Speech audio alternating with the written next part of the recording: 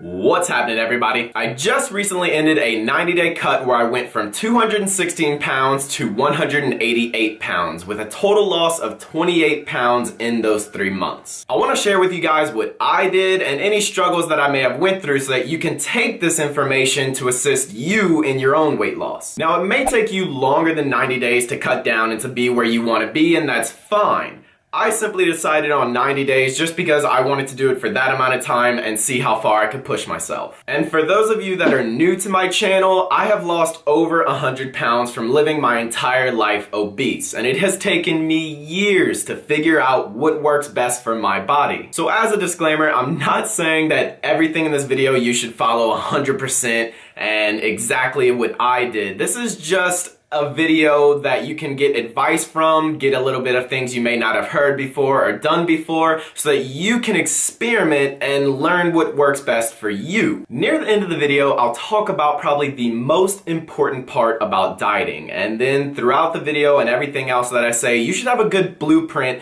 to be successful with you losing fat.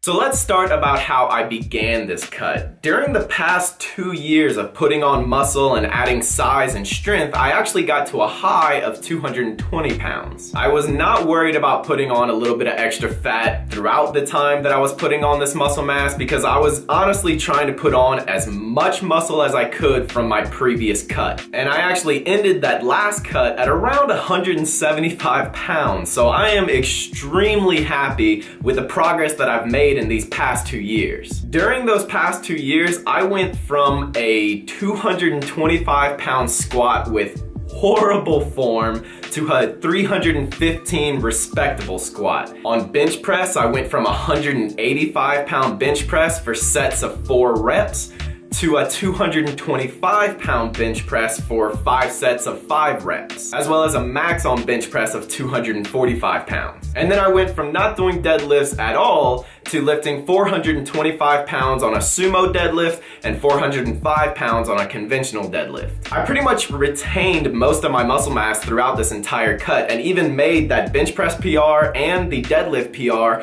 while in the middle of the cut, and I owe that to not drastically cutting my calories and honestly just feeling really good on the days that I went for the PR. I started week 1 cutting at 2,765 calories and slowly worked my way down from there throughout the weeks. I have a video on how to find the calories you need to lose weight, and I'll link it down below. Just ignore the Pokemon Go part if you don't like the game or anything like that, but in that video, I talk all about how to find your calories and even get into how to find your macros to lose weight. I never dropped below 2,000 calories the entire 3 months of losing weight, except for on days where I only dropped my carbs, and I'll talk about that later. For the first month and a half, all I did was slowly work down my calories through time, eating the same amount of calories every day without having a cheat meal or a cheat day. You don't need cheat meals or cheat days when you first start dieting, and you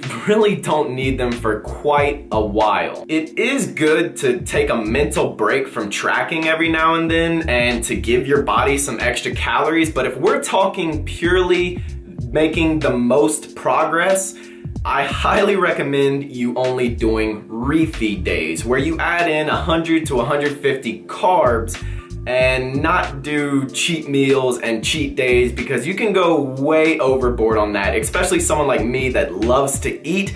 I can go crazy on a cheat day. I did allow myself 1 cheat day for the entire 90 days where I allowed myself to eat whatever I wanted, and that was the day that Maria and I went to New Orleans and I proposed to her. And on that day, I ate any and everything I wanted, and I didn't feel bad about it. I planned for that cheat day. And you can obviously see the very big spike in my weight the day after that I finished that cheat day. Now, of course, a lot of that was due to sodium and water weight, but if you were to do a cheat day every week like that, your weight loss would not go as optimally as it could. So aside from that cheat day, I implemented like 3 or 4 days where I had a refeed day. I just increased my carbs because I felt like my workouts were lacking and I was having really low energy. So just to give myself energy for the week and until the next refeed day, I just gave myself those few days where I increased carbs. I did not have any more cheat days because that would have been a disaster. So what I suggest you doing is starting out very high in calories, just like I talked about in that video, and then slowly working your calories down through time. Anybody can slash their calories drastically and then lose weight.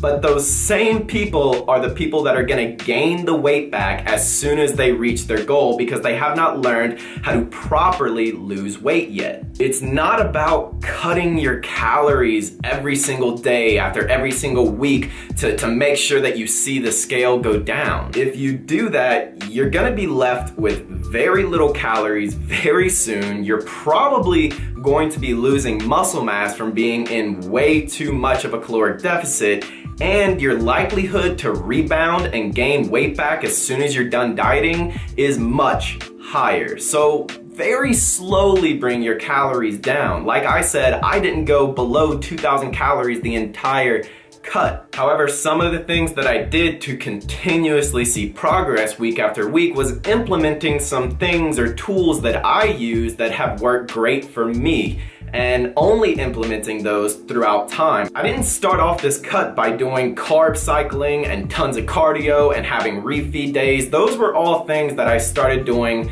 later on, after like a month, even 2 months. And I added those things only when they were needed. I actually started week 1 with doing 1 day of cardio, and I think I did 1 day of cardio a week for like the first month. I didn't do any more cardio than that. And then by the end of it, I was doing like 4 to 5 days of cardio. And honestly, if it wasn't for Pokemon Go, I probably would have been doing even less cardio, but I was really enjoying the game, getting out and playing it, and I still get out and play it, so that's how I do a lot of my cardio. It's not really tracked cardio, but it's a whole lot more walking than I usually would have been doing. As far as the carb cycling goes, I started doing that around week 10 because I was finding that I was sticking at around the high 190s and I needed to get through that little plateau that I was having. All I did there was 2 days of the week, I decreased my carbs by 100. And that was just so I didn't have to decrease my overall daily calories. If I just did 100 carbs 2 days out of the week, that overall decreased my weekly calories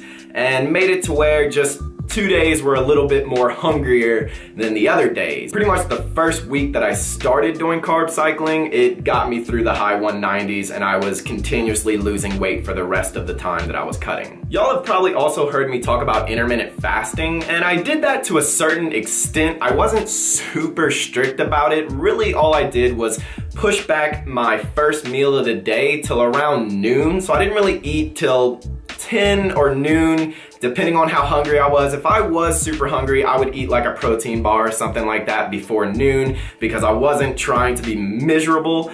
And then I tried to end eating each day at around 8 to 9 p.m. I didn't go crazy with intermittent fasting, and the only thing intermittent fasting is going to do is it's gonna keep you fuller throughout the day. It's not gonna make a huge difference if you don't do it, because some people, intermittent fasting just doesn't work. Some people, they need food in the morning or they're gonna be dizzy throughout the day. So don't feel like you have to do it. I do it because it keeps me fuller and it makes it to where when I go to bed at night, I'm not super hungry and about to overeat just because I'm hungry. So it's a tool that you can use, but not one that you have to. I focus my entire cut around weight training, which I highly suggest every single person doing. I'll link my beginner's gym guide playlist below, as well as the push, pull, and leg day. That way you can have an understanding of how to get into the gym, and you'll have a good understanding of what to do and how to do it. Now I want to focus on what I said is probably the most important part about dieting, and that is the mental fight. I set a goal for myself to get down to 190 pounds. I actually exceeded that goal, got to 188 pounds, and even had a low day of 186 pounds. The goal you give to yourself needs to drive you. I gave myself that goal of 190 pounds because I wanted to feel more comfortable making my last video where I showed my loose skin. That goal carried me through every day while I was dieting. Some of the weeks or some of the days that I was maybe eating low carb were very difficult. I was very hungry. This is hard. Losing weight gets difficult, not really in the sense of how to do it, but because it's mentally fatiguing. You're constantly having to argue with yourself to not go and overeat. But having that goal that I had was really strong for me. So even on the days that I wanted to say screw it and go eat, I continuously thought of that goal, and it's what kept me going. You need to set your own goals. Think about them, write them down, and never stop working towards them. My goal for the future is to be around 200 pounds and 10 to 12% body fat. So for the next 8 months, I'll be adding back in calories so that I can gain size and muscle at around 1 to 2 pounds a month. I'm currently still at around 188 pounds, and I'm not sure about my body fat percentage. I went to a store and they had this fancy machine that I held onto handles and stepped on it barefoot, and the machine told me I was at 7% body fat.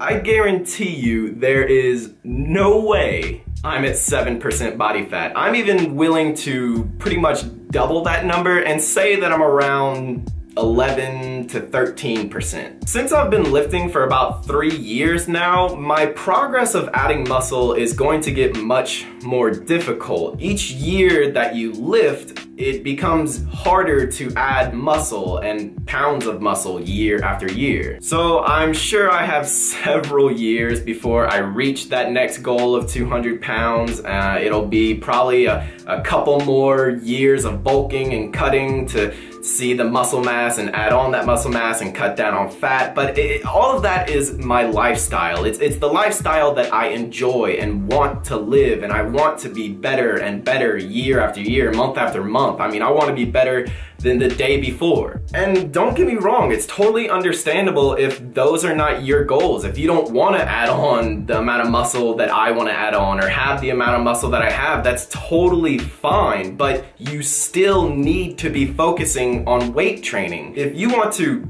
tone or shape your body, the only way to do that is through lifting weights and lifting heavy. Otherwise, if all you do is cardio and cut your calories a lot, you're gonna end up being a term that's called skinny fat. And skinny fat is pretty much where you just look like a smaller version of your older self. You don't really have the shape or the tone that you want, and the only way to get that is through weight training. So definitely focus on the weights, not just cardio. It doesn't matter what your goal is. If your goal is to drop body fat, you need to focus on weight training. So I hope this video helps somebody out there, and if you're still watching, please do me a favor, go on down, drop a like on the video and share it, because those things really help me out when you guys share on Facebook and like the video. I mean, I can't thank you guys enough for that. And we've had a ton of new subscribers over the past few weeks, so huge thank you to everyone that has taken the time to subscribe. Lastly, I saved this for the very end of the video. I made my channel to help motivate and inspire and give you the information that you need to help change your life. I even have a playlist of videos below that I feel can answer just about any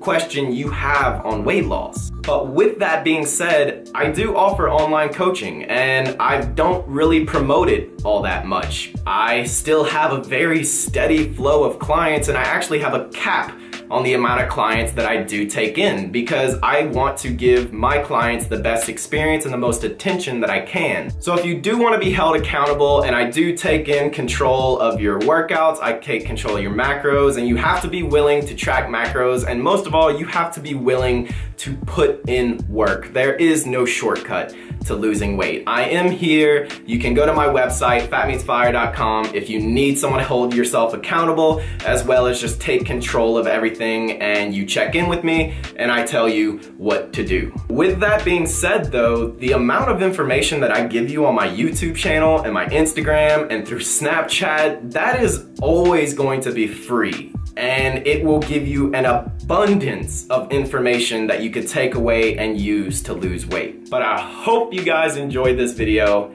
and I will see you all in the next one. Peace.